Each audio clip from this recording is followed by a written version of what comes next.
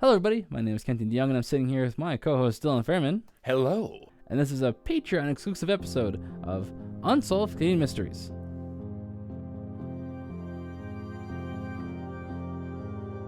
So, Dylan, how you been? I have been great, Kenton. How have you been? I'm good. Busy. Weather's Sorry, the last one sounded like pissy. Sounded like you went busy, pissy. busy, pissy. No. Are you in a pissy mood, Kenton? No, a little bit. Okay. A little bit. But no, just mostly busy. We put out 2 episodes last time. One was, I don't recall what we put out last time. It was a mummy.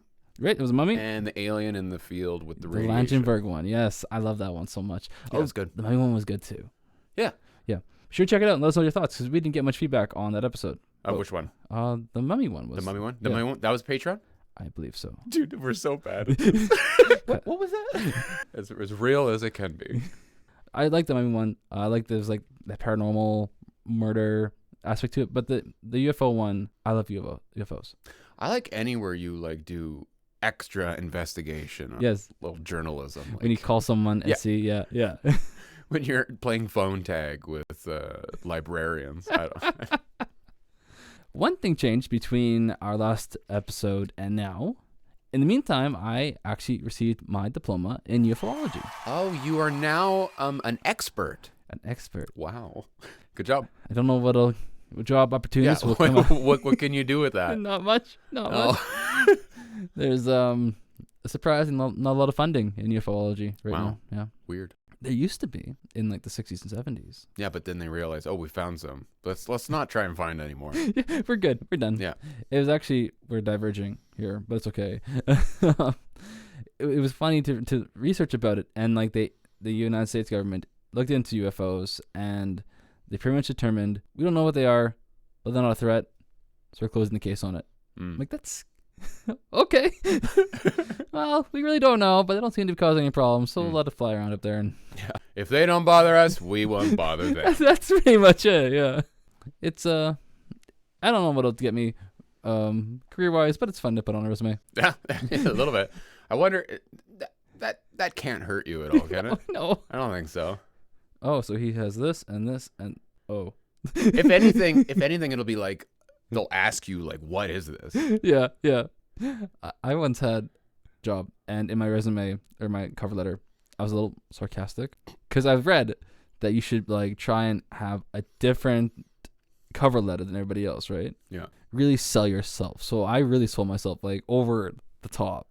And I had an interview because he thought it wasn't serious and he wanted to check in, make sure I was like a real person. Really? Yeah. I didn't get the job though, but I got an interview. So Hey, that's halfway. it worked. Yeah. Okay, For that. For that. Yeah. Are you ready for tonight's episode? I don't know. It's kind of scary, kind of weird. Okay. Well, then yes. Okay. Where is it? Where does it take place? Yeah. So tonight's episode takes place in Winnipeg, Manitoba. Oh.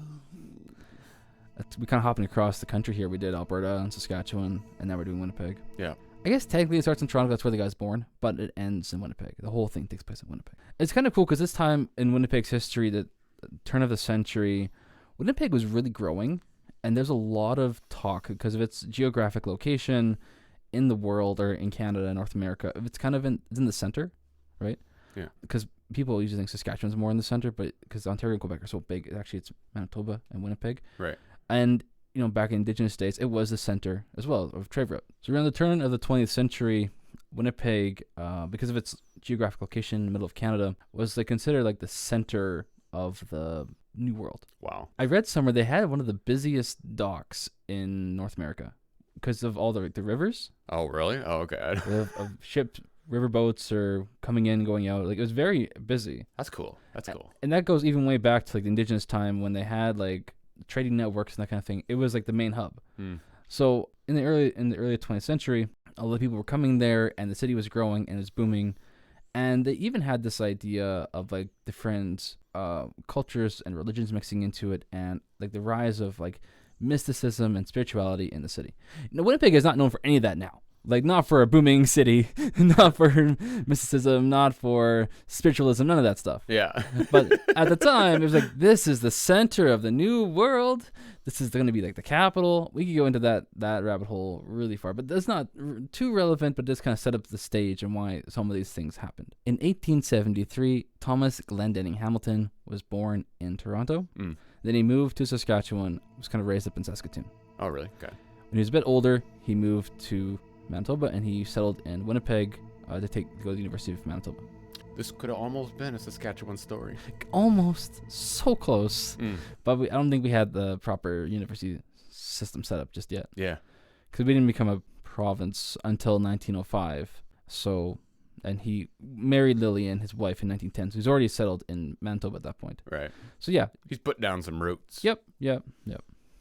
So he married Lillian, 1905, and they had 4 children, Margaret, Glenn, and then twins, Arthur and James. Do you tell a lot of stories involving twins? Maybe not. For some reason, I think you've said twins a few times, but maybe I just think twins are generally weird.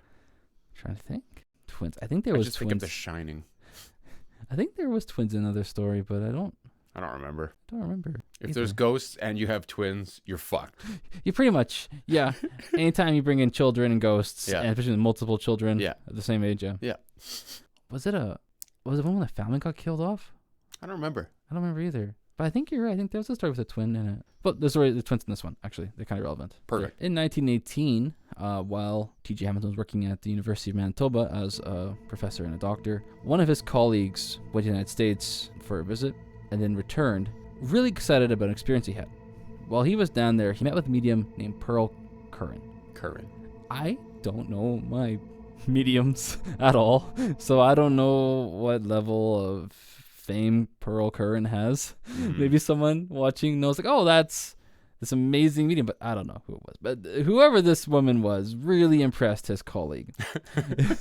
And he wanted to talk all about like life after death and spiritualism and contacting the dead. Do you have to say it with that kind of tone, Kenton? The hippie kind of, I can kind of detect that a little bit with what you were saying there. Well, I don't know. I've never, okay. It was one time I got my fortune told, okay? Right. I was in Japan, and there's this weird thing. That's cool, though. Yeah, it's a cool place to get told, but it's not the best story. So I'll tell you why. So I was in Japan, I went to this old shrine. I don't know if it was Buddhist or Shinto, whatever shrine, but it was a shrine, and then we would like pull the stick out and then take it somewhere else and put it in, and then like pull a drawer. Right. And pull out your fortune. Right. So like there's no human interaction, like it's all fate or chance, right? So I pulled out my fortune, and of course, it's in Japanese, right? So I took it to our guide. I'm like, hey, can you translate this for me? Tell me what it says. And the guy like looks at it. She says, I'm not going to translate this. It's all bad news. And I'm like, give me that, right? Yeah. So like I went around and I found a couple of young Japanese girls. Yeah. I figured I knew that younger people speak English. So I asked them, can you translate this for me? And they were reading it and they were giggling away. And they did translate it for me, but it was all bad news. Like, your business is going to fail. This is going to go wrong. This is going to go wrong. You're going to get run over by a horse and carriage, not just a car. Yeah, it was just everything. So since then, I'm like, I don't get my fortune told because I don't want extra validation in that. I'm just going to assume that everything I do is going to go bad. So, oh my God, Ken. And if it goes well, then that's a surprise. I don't need anyone to tell me how bad my life's going to be. It's fine. So when I hear this story of psychics and mediums and this kind of thing, I'm like, okay, that's what you want to believe.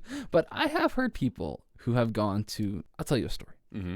So when my mom was younger, she went to go see a medium in their small town. Okay. And the medium, I don't know if it was tea leaves or palm reading or what, said something to her like, oh, you had a brother.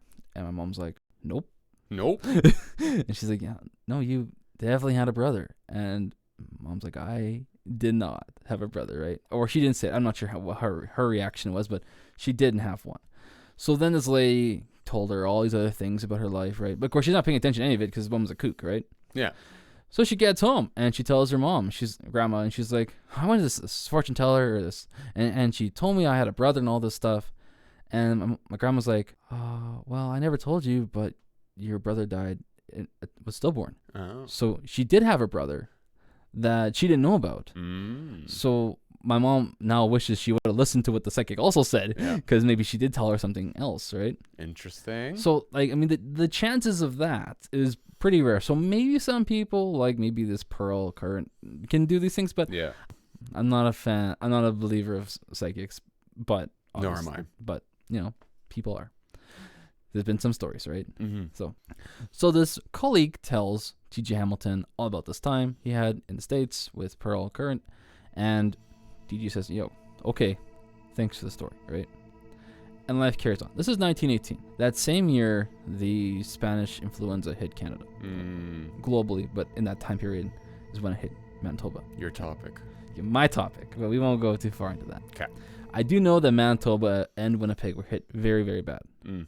Number-wise, thousands were dead, I think. Like 2,000 or something like that. Like Well. a lot more than here.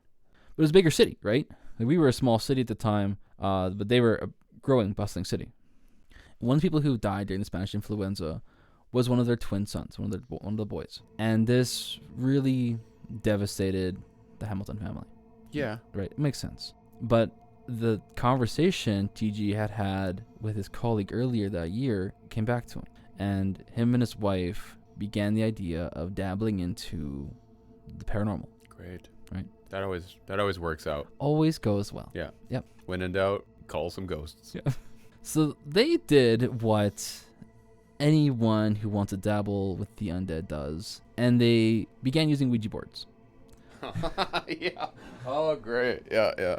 Again, great idea. Really, it's the best way to really open that door. If Toys R Us sells it, it's okay. I would have started off with tarot cards or tea leaves or anything, but no, let's straight into it. Straight into Ouija boards. And it could have been something to do with what was going on in Winnipeg at the time with all the talk of spiritualism. It's like, yeah, everyone else is doing this. Let's get on it. Right. I don't know. They're using Ouija boards for some time until about 1920 when they had their Scottish nanny, Elizabeth Poole, kind of come in and work as a medium with them. And what they decided to do then was retire the Ouija board and move to a thing called table tapping. So think of it's like you're sitting around a table conjuring a spirit, and you know how like when you're doing charades and you're like A, B, C, and then they nod and it's A, B, C, right? Same idea, but they go through the letters and the spirits would tap on the table. Morse code. Yeah, well, just normal English. But yeah, it's like a thump on the table. Okay, that's the letter, right? This then changed and they moved into telekinesis, which is the ability to move things with your mind. So it's taken quite a leap, right? And TG wanted to further study this. So they set aside a room in their house with no windows, no access to the outside world. And this is where they would conduct these seances. And on the one wall of the room, they had a wall of cameras. All cameras pointing towards the table and the people conducting the seance, where they could very easily take a picture and record whatever came up. And they also had people writing like minutes of what happened. Like TJ says this, Lillian says this, Elizabeth Poole says this. Like a meeting. Yeah, exactly, right? That was a portion of the paranormal photography of T.G. Hamilton on our exclusive Patreon. If you enjoyed the episode, come to Patreon and subscribe and see the whole thing.